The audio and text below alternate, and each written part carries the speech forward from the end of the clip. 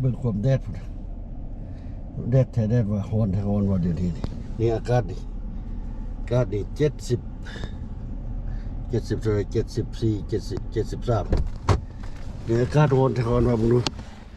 เบิ่งท้องฟ้าบ่มีขี้เฟื้อเลยท้องฟ้าบ่มีขี้เฟื้อเลยแค่แต่จะมีลมนิดนึงแต่ว่าในเฮือนร้อนแท้ๆในเฮือนเพิ่นครัวอาหารนะร้อนแท้ๆเดี๋ยวนี้กำลังสิออกไปซื้อพัดลมนี่ซื้อพัดลมมาช่วยอันน่ะเป่าดึงอากาศออกจากเฮือนครัวเป็นครัวอาหารแล้วมันร้อนขนาดนี้บ่ได้รดน้ำต้นอันนะมันก็ปลูกมื้อนี้สิรดน้ำมันก่อนรดน้ำเพิ่นก่อนบ่ได้รดน้ำเพิ่นได้นี่นะบาดปานนั้นใบแตกออกใบมันแตกออกจักหน่อยเอาดอกออกแล้วนี่เตรียมเครื่องแล้วนี่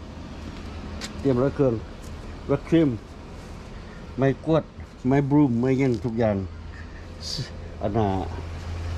นน้ำยางก็ซื้อแล้วน้ำยางสิไปเซี่ยวร้านค้าให้เจ้าไหมนี่ซื้อน้ำยาง2 ถังนี่สิไปเซี่ยวไปเฮ็ดร้านค้าเขามืออื่นนี่นัดเข้าอันนี้เซี่ยวแอนดัมลูเฟอร์เซี่ยวเลอแอนดัมลูเฟอร์มันบอลมันแตกมันแห้งมันยังได้บุดตัวนี้นะไปซื้อพัดลมก่อนบ่ไว้ฮวนนี่โซ่ทองอยู่นี่ทองไงก็ได้โซ่เพราะว่านุ่งเครื่องบ่ใส่บ่ได้มันร้อนไปวัวบ้าคนละซื้อพัดลมมาใส่คือห้องใหญ่นี่ห้องอันบนอื่นมีหมดละเซลลิงก็มีละพัดลมเซลลิงก็มีอยู่แต่ว่าบ่อยากพัดแหงไล่อันนั้นพัดแหงไล่มันยักแกว่งเอาตัวตั้งไปซื้อเอาพัดลมตั้งมาตัวตั้งมันอันโรเทตอันair in the house มัน rotate air แบบในห้องกันมัน rotate โอ้ยคู่เย็นขนาดนะไปเบิ้ลนี่สิไปซื้อตัวใหญ่หน่อยนึงตัวในห้องมันน้อยพอดีใส่ในห้องแต่ว่าใส่ตัวใหญ่ใส่นอกเนี่ยพอดีเลยโอ้บ่ไหวฮ้อนดิอยู่ยากไหมตัวเองผัดกดตุยขุนทุกวันเลยแล้วก็ได้บีดีกินเลยอยู่กับความร้อนบ่ได้เลยต้องอยู่กับความเย็นโอ้จังว่านี่จาก阿拉斯าบ่ได้เดี๋ยวนี้ตัวนี้จาก阿拉斯านี่ตายรถนะเพราะว่าสู้ความร้อนบ่ได้ไหมได้บีดีนี่มันอยู่ได้แต่อากาศเย็นแล้วอยู่สบายมีเข้าอันมาคลีนพาร์คนี่พวกนี้พวกสเตทนี่มันว่าเฮ็ดบาร์บีคิวห้องน้อยๆไปกินตานคลีนพาร์คเลยนี่ดินฟ้าอากาศนี่โอ้ซัมเมอร์นี่งามหลาย阿拉斯าเด้อพวกเจ้าบ่เห็นอากาศ阿拉斯ายามซัมเมอร์เด้อมาเบิ่งยามซัมเมอร์นี่บ่แดดก็แดดจ้าขนาดอากาศ70ไปถึงได้นี่แต่บ่ค่อยร้อนไหมอากาศ70ไปถึง73นี่แล้วบ่ค่อยร้อนแท้ร้อนว่าเปิดแอร์อยู่ได้นี่รถนี่เปิดแอร์บ่ได้ปีนี้สิได้เปลืองแอร์รถนิดนึงแหละเปลืองน้ำมันแพงเลยติดจักเปิดแอร์เด้โอ้ตายน้ำมันแพง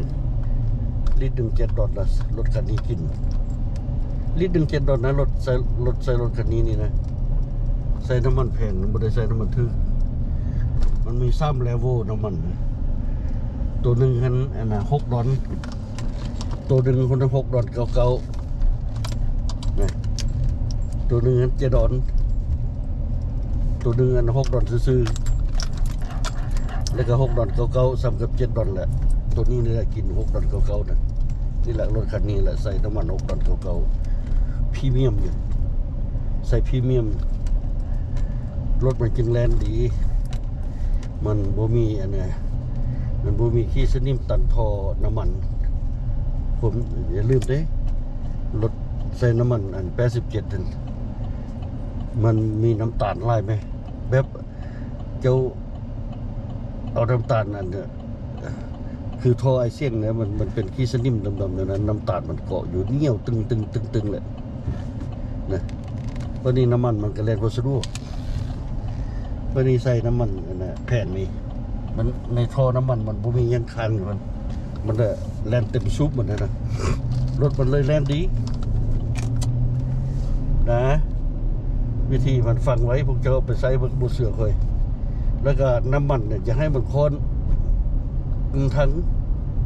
ให้มันเต็มไว้ตลอดน้ำมันรถมันจึงแล่นดีเพราะว่ามันแล่นเต็มซุปมันเลยที่ต่างยังจะเอาปั๊มน้ำแล้วเอาลงใส่ถังน้ำแล้วตอนน้ำมันหมดปั๊มน้ำมันเวิร์กบนเต็มซุปมันเป็นอะไรเซมติ้ง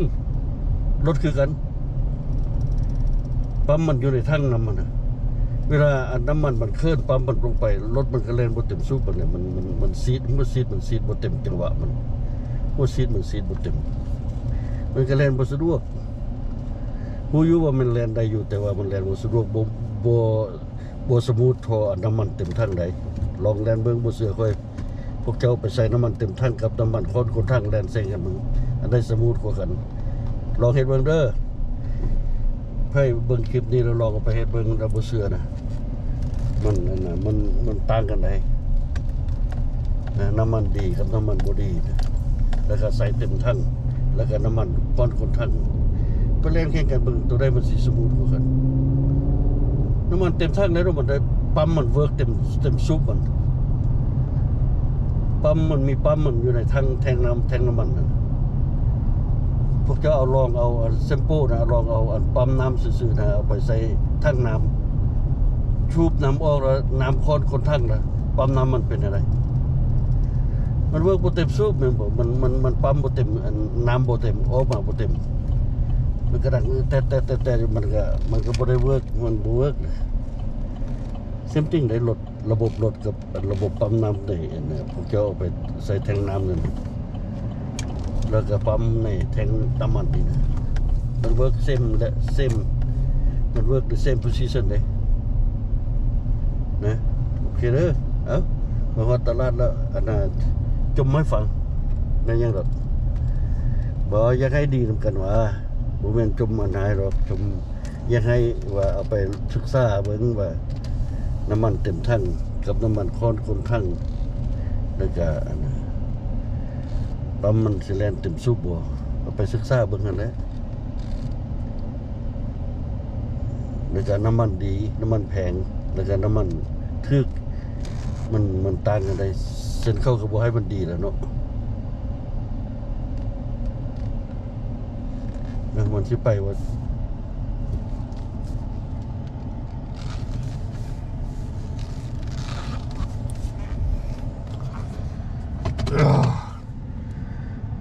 มาฮอดตลาดบ่มากสิมาซื้อแฟนซื้อพัดลมเบิ่งดูผมฮอนแทงฮอนว่าโอเคไปเข้าไปเลย62 ดีกรีฮอนอีนี่ฮอนคักอีนี่อยู่นี่62 ดีกรีฮอนอีนี่เลยมื้อนี้อากาศดีฮอนบนมือไปออกบ้าน3 เทื่อเลยทีออกเทื่อทำอิฐได้มันไป5 โลซื้ออาหารออกเทื่อที่โรงนั่นแม่นไปตัดผมมาแล้วบัดนี้แฟนในห้องพัดว่าตายว่าซั่นกำลังสิออกไปซื้อแฟนเส้นนอนบ่ได้คันบ่มีแฟนนอนกลางคืนบ่มีแฟนนอนบ่ได้คันสิเปิดแอร์หนาวโพดใส่แฟนพอดีนะอยู่ราชการนะกันฮ้อนใส่แฟนพอดีคันไปเปิดแอร์นี่โอ้ยแล้วนอนห่มผ้านอนห่มผ้านุ่มพุ่นแหละแต่ดีมันก็ยังเย็นอยู่ดีแต่ว่าอากาศดีแต่ว่า ออกมานอกบ้านสีเย็นนี่มันมีลมกันอยู่ในบ้านนะเราคุกคิ้งอาหารได้มีอย่างหลายอย่างจำเป็นได้เอาใส่แฟนช่วยเวลานอนกลางคืนช่วยให้มันมีออกซิเจนเพราะว่าเขาปิดตู้นอนทั้งหมดเลยอยากให้เอาแฟนนั้นช่วยให้มันเป็นออกซิเจนในยามกลางคืนนั่นแหละกลางเว้นนี่ไม่ให้พวกนั่งอยู่นอกอยู่หน้าสิมันลมมาเย็น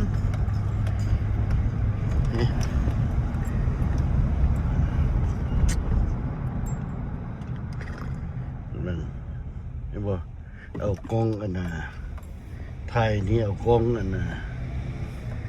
iPhone 17 ได้ถ่ายดิ iPhone 17 ถ่ายมันจึงไหวเล่นมันไหวเล่นมันกวง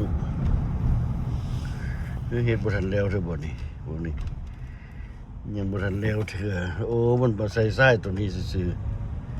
ๆใส่ทรายตัวนี้เพราะว่าเขาสิได้เป็นทางว่ารถมีรถเที่ยวไล่ปานใดหั่นน่ะเขายามเบิ่งว่ารถผ่านถนนเส้นนี้ไล่ปานใดเขาจึงสิได้ดำเนินการสร้างทางนั่นน่ะทั้งรถบัสรถโรงเรียนรถเมี่ยงเที่ยวนี่หมดเลยถนนตัวนี้นี่เลยก็ถือว่าเป็นถนนใหญ่เติบเลยเพราะว่ารถบัสรถโรงเรียนเมี่ยงรถบัสอันน่ะคนใหญ่ชาวบ้านนี่ก็เที่ยวเส้นนี้หมดถือว่าใหญ่นั่นแหละก็จึงสิแปลงเลยอนาคตข้างหน้านี่แปลงแน่นอนอากาศดีครับเนี่ยอากาศดีแท้ๆดีแท้ๆออกไปดินนอกบ้านโบออกไปดินที่แคมป์น้ำโบไปให้ถ่ายวิดีโอแคมป์น้ำโบคือสิครับ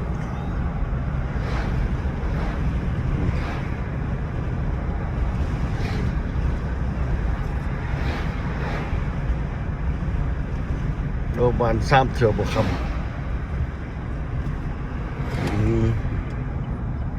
โอเค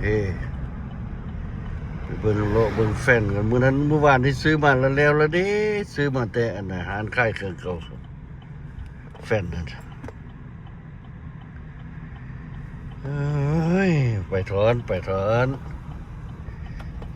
คือสิย่างเบื่อๆแท้นาง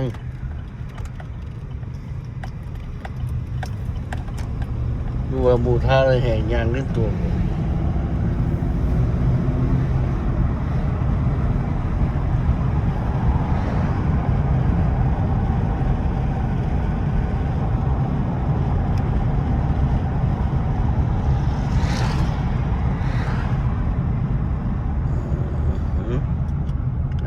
ฮอดวอมากแล้วสิไปซื้อวอมากซื้อน้ำซื้อไหนแต่ซื้อหลายอย่างอยู่ดิ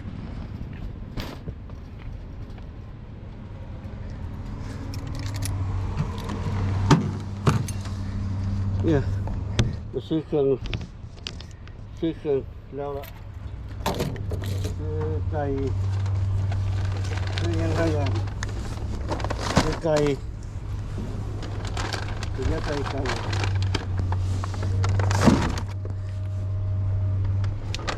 ซื้อเครื่องเฮ็ดเวียกโอเค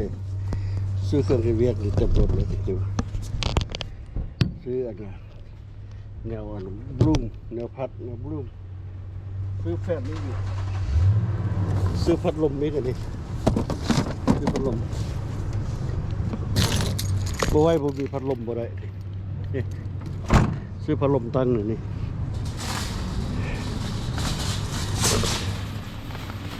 ซื้อพัดลมตั้งแล้วละฮ้อนขนาดฮ้อนแท้ฮ้อนว่าโอ้มีเลยนะขี้เฟื่อเลยท้องฟ้าน่ะมีแต่แสงแดดจะตายตีเดี๋ยวนี้ฮ้อนปัดนี่ตายไปดีมันก็ตายหมดแล้วเนาะดีคือกันนี่มันตายได้ไปดีนี่ฮ้อนปัดนี่นะ ตายได้ก็ดีเด้คนเงินแล้วเป็นอันทุกข์เป็นยากนอนใดไปดีนี่เด้แข้งข้าก็บวมหมดเดี๋ยวนี้ไปให้ไปใส่มาใส่กับนักตัวนักขิงไปยักไปใส่ไหมนักตัวนักขิงเด้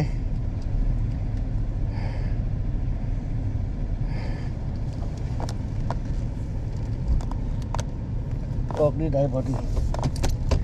ช่วย get out this way try to get out this way yeah perfect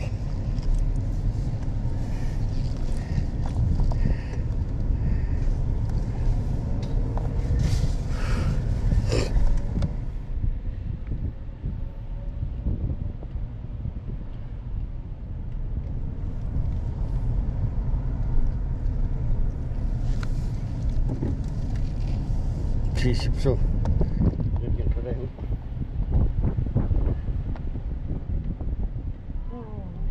Aduh.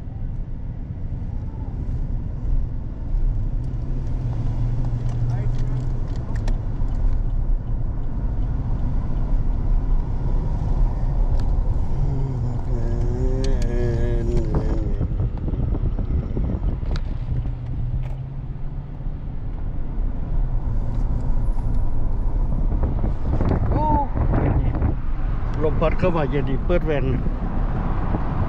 ลมพัดเข้ามาเย็นดีมีแห้งอยากกินน้ำกับป่านั้นนะให้น้ำกินก่อน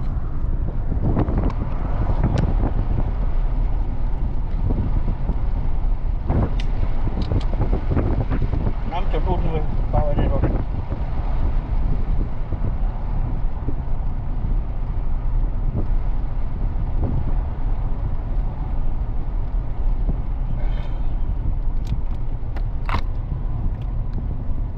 มืออื่นก็ออกไปเห็นเวียงละมืออื่นเห็นเวียงละมืออื่นนะว่าสิไปเห็นเข้าวันศุกร์เลย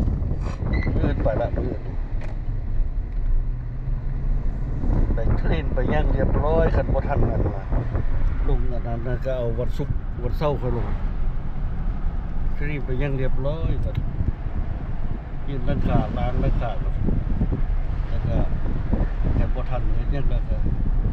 ทันลงแล้วนะน้ำอยากมาต่อยกับมือวันเสาร์ลงคนเดียวกันแล้วงานยากคืองานคลีนนี่แหละคลีนแล้วครบล้างขานี่แหละให้มันเย็นสะอาด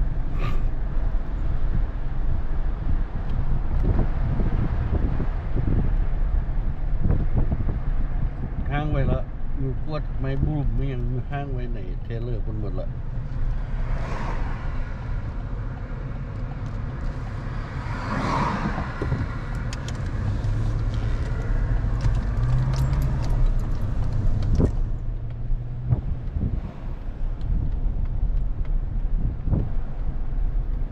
สีเหลียวแล้วเย็บออก